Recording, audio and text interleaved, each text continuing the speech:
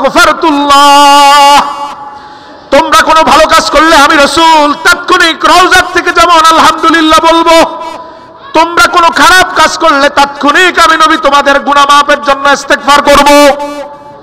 আর আল্লাহর হাবিব যদি কারো জন্য ইস্তেগফার করেন, সূরা নিসার 64 নম্বর আয়াতে আল্লাহ বলে দিয়েছেন, ওয়ালাউ আন্নাহুম ইয যালামু আনফুসাহুম জাউকা ফাস্তাগফিরুল্লাহ ওয়াস্তাগফারা লাহুমুর রাসূল লাওয়াজাদুল্লাহা তাওয়াবার রহিমা। আল্লাহ রাব্বুল আলামিন বলেন, তোমরা যদি কোনো খারাপ কাজের পরে তওবা করো, শুধু তোমাদের তওবা না, তোমাদের তওবার পরে তোমাদের জন্য যদি আমার নবীও তওবা করে, তোমার তওবার সাথে নবীর তওবা যদি মিলে যায়, আমি আল্লাহ তাদের সব গুনাহ খাতাগুলো মাফ করে দেই। সুবহানাল্লাহ। রহমত আছে না নাই? তো রাসূল বলেন, তোমরা গুনাহ করলে আমি তো তোমাদেরকে জাহান্নামের আগুনে জ্বলতে দিতে চাই না, দিতে পারবো না, সহ্য করতে পারবো না। এজন্য তোমাদের গুনার সাথে সাথে রওজা মুবারক থেকে আমি রাসূল ইস্তেগফার করি। সুবহানাল্লাহ। জিন্দা না মরা? জিন্দা। খবর আছে না নাই? আসেন মুসলিমের হাদিস।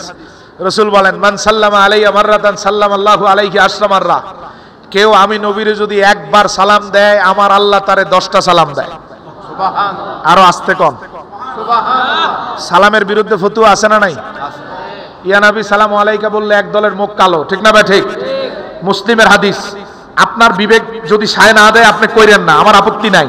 রাসূল বলেন, মান সাল্লামা আলাইয়া মাররাতান, মুসলিমের হাদিস, সহিহ মুসলিম, নবীজি বলেন, মান সাল্লামা আলাইয়া মাররাতান সাল্লামাল্লাহু আলাইহি আশরা মাররা, কেউ যদি আমি নবীর একবার সালাম দাও, এই এক সালামের খুশিতে আমার আল্লাহ তোমার নাম ধরে তোমারে 10টা সালাম দেয়। সুবহানাল্লাহ। কে দেয়? এবার মুসনাদ আহমদের হাদিস, এখানে পেলাম আল্লাহ দেন। মুসনাদ আহমদ দেখেন, নবীজি বলেন, মান সাল্লামা আলাইয়া মাররাতান সাল্লামতু আলাইহি আশরা মাররা, কেউ আমি নবীর একটা সালাম দিলে শুধু আল্লাহই 10টা দেয় তা নয়, আমি নবীর রওজাত থেকেও 10টা দেই। সুবহানাল্লাহ। তাহলে এক সালামে কয় উত্তর পেলাম? কয়টা? কারো ফতুয়ায় ছেড়ে দিব? কথা কয় না। কারো ফতুয়ায় সেই সালাম ছেড়ে দিব নাকি বেশি বেশি দিব? যেই সালামে আমার আল্লাহর তরফ থেকে সালাম আসে, যেই সালামে আমার নূর নবীজির রওজাত থেকে আমার জন্য সালাম আসে, ওই সালাম দুনিয়ার কোন মোল্লা মৌলবীর ফতুয়ায় বন্ধ হয় না। ওই সালাম রাসূলের আশিকরা আরো বেশি বাড়িয়ে দেয়, ঠিক কিনা বলেন? তাহলে এই হাদিসও বোঝা যায় নবীজি জিন্দা। আমি এখনো সালাম দিলে আমারে 10টা সালাম দেন। সুবহানাল্লাহ কোন? আমি যখন বলি ইয়া নবী সালামু আলাইকা, সালাম হইছে কি হয় নাই? কয়টা হইছে? ইয়া নবী সালামুন আলাইকা, হে নবী আপনার উপর সালাম। ইয়া রাসূল সালামুন আলাইকা, হে রাসূল আপনার উপর সালাম। ইয়া হাবিব সালামুন আলাইকা, হে হাবিব আপনার উপর সালাম। সালামুন সালাতুল্লাহি আলাইকা। আচ্ছা, 3টা সালাম এক কিয়ামের মধ্যেই। অথবা আপনি আসসালামু আলাইকা ইয়া রাসূলুল্লাহ, হ্যাঁ সালাম হচ্ছে। আপনি দুরুদে বসে বসে এশার পরে, মাগরিবের পরে বিভিন্ন সময় আপনি বলেন, আল্লাহুম্মা সাল্লি আলা সাইয়্যিদিনা মুহাম্মাদিনিন নবিয়িল উম্মি ওয়া আলিহি ওয়া সাল্লিম। এই যে সালাম, সাল্লিম, সালাম দিচ্ছেন, রওজাত থেকে জবাব আসছে। আপনি সাল্লাল্লাহু আলাইহি ওয়া সাল্লাম সালাম দিচ্ছেন, রওজাত থেকে জবাব আসছে। তাশাহুদে নবীরে সালাম দিচ্ছেন, দেই কি দেই না? রাসূলকে দেই কি দেই না? জবাব আসছে। কিয়ামেও যখন দাঁড়িয়ে রাসূলকে সালাম দেন, তখনও রওজাত থেকে জবাব আসছে। জিন্দা না মরা? কারবালা আমাদের কি শিক্ষা দেয়? নবী জিন্দা না মরা? অতএব যারা রাসূলকে মৃত বলে, যারা রাসূলকে বলে মাটির সাথে মিশে গেছেন, তাদের সাথে কারবালারও সম্পর্ক নাই, ইসলামেরও সম্পর্ক নাই, মুসলমানেরও সম্পর্ক নাই, তাদের সাথে সম্পর্ক ইসরায়েলি মোসাদের। ঠিক না ভাই? ঠিক। ভারতের রয়ের, এদের আবিষ্কারও ভারতে। ইতিহাস ঘেটে দেখেন, আহলে হাদিসের প্রতিষ্ঠা হয়েছে ভারতে, ভারত থেকে ইসরায়েল হয়ে আসছে বাংলাদেশ। আল্লাহ এই বিভ্রান্তকারী, চক্রান্তকারী, ঈমান বিধ্বংসী এর চক্রান্ত থেকে আমাদের সবাইকে হেফাজত করুক, বলেন আমিন। এরাই বিভিন্ন ফতোয়া দেয়, কয় রাসূলের রওজাতে আমল পৌঁছে না। নাউজুবিল্লাহ কর। আমি নাম বলছি না এদের, আমি কোট করে করে বলতে পারবো কারা কি কিভাবে বলে, কোন শব্দে বলে। এরাই অস্বীকার করে রাসূলের রওজায় নাকি সালাম পৌঁছে না। এরাই অস্বীকার করে নবী নাকি রওজাত থেকে কানে কিছু শোনেন না। নাউজুবিল্লাহ বলেন। এরা অস্বীকার করে রাসূল নাকি রওজাত থেকে চোখে দেখেন না। এরা অস্বীকার করে নবীজি নাকি রওজা মোবারক থেকে বের হতে পারেন না। ওরা তো আকীদা রাখে মরেই গেছেন, বের হবে কেমনে, শুনবে কেমনে? আল্লাহ এদের কবল থেকে আমাদের হেফাজত করুক, বলেন আমিন। কারবালা আমাদের শিক্ষা দেয় উম্মতের বিপদে নবী হাজির হন, ঠিক না বা ঠিক? কারবালা আমাদের শিক্ষা দেয় রাসূলুল্লাহ উম্মতের শব্দ শোনেন, উম্মতের দৃশ্য দেখেন। স্পষ্ট শাহিদতু কতলাল হুসাইন আনেফা শাহিদা ইয়াশহাদু। শাহিদা মানে হচ্ছে সচক্ষে দেখা, শাহাদাত সাক্ষ্য দেওয়া। কোনো কিছু আপনি না দেখে সাক্ষ্য দিতে পারবেন? সাক্ষ্য দেওয়া মানে হচ্ছে ঘটনা আপনি অবজারভেশনে ছিলেন, আপনি দেখছেন, সেটা তুলে ধরতেছেন। রাসূল বলেন শাহিদতু, আমি সচক্ষে দেখেছি কতলাল হুসাইন, হুসাইনের কতলের দৃশ্য, আনেফা একটু আগে আমি ইমাম হুসাইনের কতলের দৃশ্য দেখেছি। সুবহানাল্লাহ কর।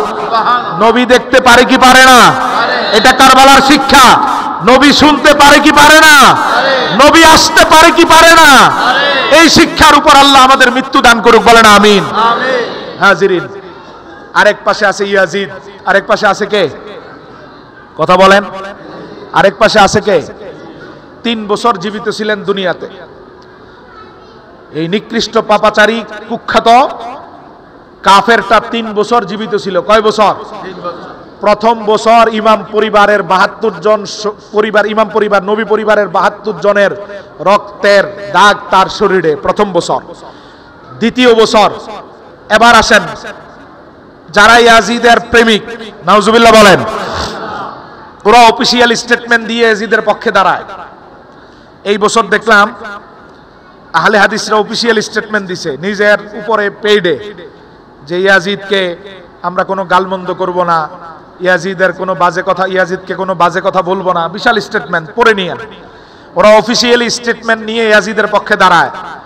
আর আমরাও আমাদের সর্বশক্তি দিয়ে ইয়াজিদকে ঘৃণা করে ইমাম হুসাইনের পক্ষে দাঁড়াবো, ঠিক কিনা বলেন? ওরা যতটুকু শক্তি নিয়ে দাঁড়ায় তার থেকে কয়েক হাজার গুণ শক্তি নিয়ে আমাদেরকে ইমানের দাবি নিয়ে ইমাম হুসাইনের মহব্বত এবং ভালোবাসার টানে দাঁড়াতে হবে। এটা ইমান, এটা মুহররমের শিক্ষা, কারবালার শিক্ষা। ইয়াজিদ তো উপস্থিত ছিল না, ইয়াজিদ তো কারবালায় আসে নাই, সিরিয়াতে ছিল, ইরাকে আসে নাই। তাহলে ইয়াজিদ কেমনে দায়ী ইমাম হুসাইনের মৃত্যুতে? ইয়াজিদ কারবালায় আসে নাই, নিজে ছুরি চালায় না, এটা আমরাও বলি। কিন্তু 5টা কারণে ইয়াজিদ প্রেমীরা ইয়াজিদকে বাঁচাতে পারবে না। 1 নম্বর কারণ হচ্ছে মদিনাতে যখন ছিলেন ইমাম হুসাইন, তখন মদিনার গভর্নরকে ইয়াজিদ যেই চিঠিটা লিখেছিলেন, বলবো এটা, মদিনার গভর্নরকে ইয়াজিদ যেই চিঠিটা লিখেছিলেন, খোঁজ হুসাইনান আখজান শাদীদা লাইসা ফীহি রুকসা, লিখে দিয়েছেন যতক্ষণ হুসাইন বায়াত না হয় ততক্ষণ পর্যন্ত তাদের উপর সদয় হবে না।